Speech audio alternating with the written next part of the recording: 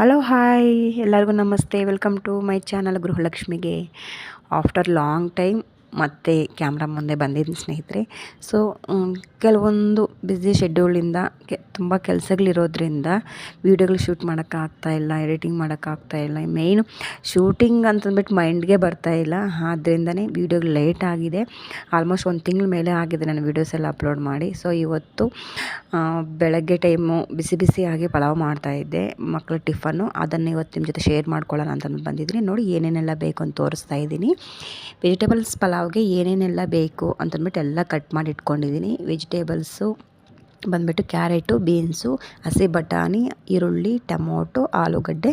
ಅದೇ ರೀತಿ ಮಿಕ್ಸಿ ಜಾರಿಗೆ ಬಂದುಬಿಟ್ಟು ಬೆಳ್ಳುಳ್ಳಿ ಮತ್ತು ಸ್ವಲ್ಪ ಪುದೀನ, ಕೊತ್ತಂಬರಿ ಸೊಪ್ಪನ್ನು, ಶುಂಠಿ ಮತ್ತು ಹಸಿಮೆಣಸಿನ್ಕಾಯಿನ ಇಷ್ಟನ್ನು ಪೇಸ್ಟ್ ಮಾಡ್ಕೊಂಡ್ಬಿಡ್ತಾಯಿದ್ದೀನಿ.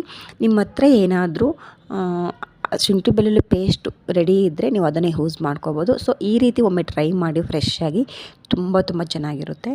ಸೊ ಅದ್ರ ಜೊತೆಗೆ ಒಂದು ಟೊಮೊಟೊನ ಹಾಕಿ ಈ ರೀತಿ ನುಣ್ಣಗೆ ರುಬ್ಬಿಟ್ಕೊಂಡಿದ್ದೀನಿ. ಇವಾಗ ಒಗ್ಗರಣೆ ಕೊಟ್ಕೊಳ್ಳೋಣ ಬನ್ನಿ. ಮೊದಲಿಗೆ ನಾನು ಒಗ್ಗರಣೆಗೆ ಇಲ್ಲಿ ಪಲಾವ್ ಅಂದಿದ ತಕ್ಷಣ ನಮಗೆ ತುಂಬ ಸ್ವಲ್ಪ ಟೇಸ್ಟ್ ಬರಬೇಕು ಅಂತಂದರೆ ಮೊದಲಿಗೆ ನಾವು ತುಪ್ಪನ ಸೇರಿಸ್ಬೇಕು. ತುಪ್ಪ ಇಲ್ಲ ಅಂತಂದರೆ ನಾರ್ಮಲ್ ಆಯಿಲನ್ನು ಹಾಕ್ಕೋಬೋದು. ನನಗೆ ಇಲ್ಲಿ ಪಲಾವ್ಗೆ ತುಪ್ಪ ಹಾಕ್ಕೊಂಡು ತಿನ್ನೋದ್ರಿಂದ ತುಂಬ ಚೆನ್ನಾಗಿರುತ್ತೆ ಟೇಸ್ಟು. ಅದಕ್ಕೆ ಒಗ್ಗರಣೆಗೆ ಹಾಕಿಬಿಡ್ತಾಯಿದ್ದೀನಿ. ಅದಾದಮೇಲೆ ಸ್ವಲ್ಪ ಎಣ್ಣೆ ಆದಮೇಲೆ ಎಣ್ಣೆ ಬಿಸಿ ಆಗಿದ ತಕ್ಷಣ ಕೆಲವರು ಓಲ್ ಸ್ಪೈಸಸ್ ಅಂದರೆ ಚಕ್ಕೆ, ಲವಂಗ ಮತ್ತು ಬಿರಿಯಾನಿ ಎಲೆ ಈ ರೀತಿ ಎಲ್ಲ ಹಾಕ್ತಾರೆ. ಬಟ್ ಆ ರೀತಿ ಹಾಕೋದ್ರಿಂದ ಎಣ್ಣೆಯಲ್ಲಿ ಲವಂಗನೂ ಸಿಡಿಯುತ್ತೆ. ಸಿಡಿದು ನನ್ನ ಮುಖಕ್ಕೆ ಸ್ವಲ್ಪ ಪ್ಯಾಚರ ಆಗಿದೆ, ಡ್ಯಾಮೇಜ್ ಎಲ್ಲ ಆಗಿದೆ, ಬೊಬ್ಬೆ ಬರೋದು, ಸೊ ನನಗೆ ಸುಡೋದು ಈ ರೀತಿ ಎಲ್ಲ ಆಗಿರೋದ್ರಿಂದ ನಾನು ರಿಸ್ಕ್ ತಗೊಳ್ಳಲ್ಲ. ಎಣ್ಣೆಗೆ ಫಸ್ಟಿಗೆ ಈರುಳ್ಳಿ ಹಾಕಿಬಿಟ್ಟು ಮತ್ತು ನಾವು ಕಟ್ ಮಾಡ್ಕೊಂಡಿರೋಂಥ ಟೊಮೊಟೊ ಮತ್ತು ಆಲೂಗಡ್ಡೆನ ಹಾಕಿ ಫ್ರೈ ಮಾಡ್ತಾಯಿದ್ದೀನಿ. ಅದಾದಮೇಲೆ ನಾನು ಮತ್ತು ಕ್ಯಾರೆಟು, ಬೀನ್ಸು ಕಟ್ ಮಾಡಿ ವಾಶ್ ಮಾಡಿ ಇಟ್ಕೊಂಡಿದ್ದೆ ಸಪ್ರೇಟಾಗಿ. ಸೊ ಅದನ್ನು ಸಹ ಇವಾಗ ಸೇರಿಸ್ತಾಯಿದ್ದೀನಿ. ನಿಮ್ಮ ಹತ್ರ ಇನ್ನೂ ಇದಕ್ಕೆ ಏನಾದರೂ ಕ್ಯಾಲಿಫ್ಲವರ್ ಇದ್ದರೆ ಕ್ಯಾಲಿಫ್ಲವರ್ ಸೇರಿಸ್ಕೋಬೋದು. ಎಕ್ಸ್ಟ್ರಾ ವೆಜಿಟೇಬಲ್ಸ್ ಏನೇನಿದ್ರೂ ಸೇರಿಸ್ಕೋಬೋದು. ಬಟ್ ಮುಳ್ಳಂಗಿ ಆ ಥರದ್ದೆಲ್ಲ ಸೇರ್ಸೋಕ್ಕೆ ಹೋಗಬೇಡಿ, ಭಯಂಕರ ಟೇಸ್ಟ್ ಇರುತ್ತೆ. ಅದಾದಮೇಲೆ ನೆಕ್ಸ್ಟ್ ಉಪ್ಪನ್ನು ಸೇರಿಸ್ತಾ ಇದ್ದೀನಿ. ಯಾಕಂದರೆ ಉಪ್ಪು ಬೇಗ ವೆಜಿಟೇಬಲ್ಸ್ಗೆ ಹಿಡಿಯುತ್ತೆ ಮತ್ತು ಬೇಗ ಬೇಯುತ್ತೆ ವೆಜಿಟೇಬಲ್ಸ್, ಸಾಲ್ಟ್ ಬಿದ್ದಿದ ತಕ್ಷಣ ಅಂತ. ಇದನ್ನೆಲ್ಲ ಪ್ರೋಸೆಸ್ಸು ಐ ಫ್ಲೇಮಲ್ಲೇ ಇಟ್ಕೋಬೇಕು ಸ್ವಲ್ಪ.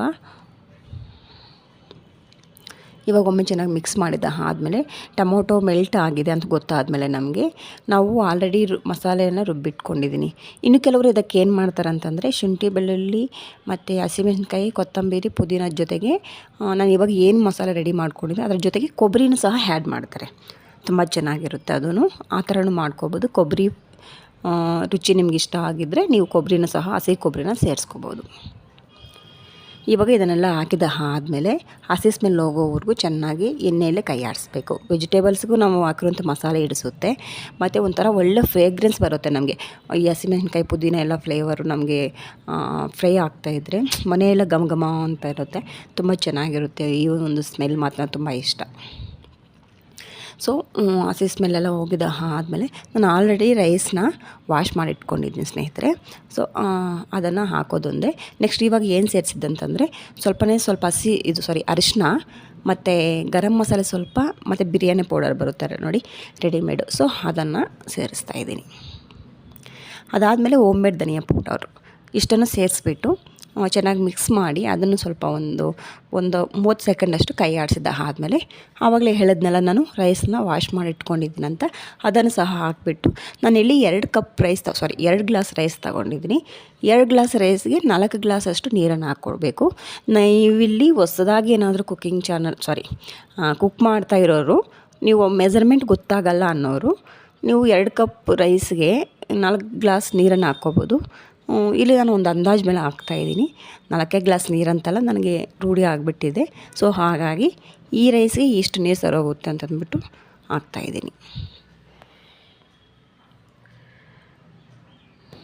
ಅದಾದಮೇಲೆ ನೀರನ್ನು ಸೇರಿಸಿದ್ದಾದಮೇಲೆ ಉಪ್ಪು ಖಾರ ಒಮ್ಮೆ ಟೇಸ್ಟ್ ನೋಡ್ಕೋಬೇಕಾಗುತ್ತೆ. ನನಗೆ ಖಾರ ಸ್ವಲ್ಪ ಕಡಿಮೆ ಆಗಿದೆ ಅಂತ ಅನ್ನಿಸ್ತು. ಸೊ ಆದ್ದರಿಂದನೇ ಮತ್ತೆ ನಾನು ಚಿಲ್ಲಿ ಪೌಡರ್ ಹಾಕ್ತಾಯಿದ್ದೀನಿ. ಹಸಿಮೆಣ್ಸಿನ್ಕಾಯಿನ ಅಷ್ಟೇ ಹಾಕಿದ್ದಿದ್ದಲ್ಲ, ಸೊ ಖಾರ ಬೇಕು, ಪಲಾವ್ಗೆ ಸ್ಪೈಸಿಯಾಗಿರಬೇಕು ಅಂತ ಸಾಲ್ಟು ಮತ್ತು ಖಾರನ ಸೇರಿಸಿ ಸ್ವಲ್ಪ ದಮ್ಮ ಹಾಕಿಬಿಟ್ಟಿದ್ದೆ. ಒಂದು ಅರ್ಧ ಬೇಯೋವರೆಗೂ ನಾವು ಪಲಾವ್ನ ಹೈ ಫ್ಲೇಮಲ್ಲೇ ಬೇಯಿಸ್ಕೋಬೇಕು. 3/4% ಬೆಂದಿದೆ ಅಂತಂದಮೇಲೆ ನಾವು ಮೀಡಿಯಮ್ ಫ್ಲೇಮಲ್ಲಿ ಇಟ್ಬಿಟ್ಟು ದಮ್ಮ ಹಾಕಿಬಿಡಬೇಕು. ನೋಡಿ, ಫೈನಲಿ ನನ್ನ ಒಂದು ಪಲಾವ್ ಸ್ಟ್ರಕ್ಚರ್ ಇದು. ನೋಡೋಕ್ಕೆ ತುಂಬ ಸ್ಪೈಸಿಯಾಗಿದೆ, ಟೇಸ್ಟು ಸಹ ಸಖತ್ತಾಗಿದೆ.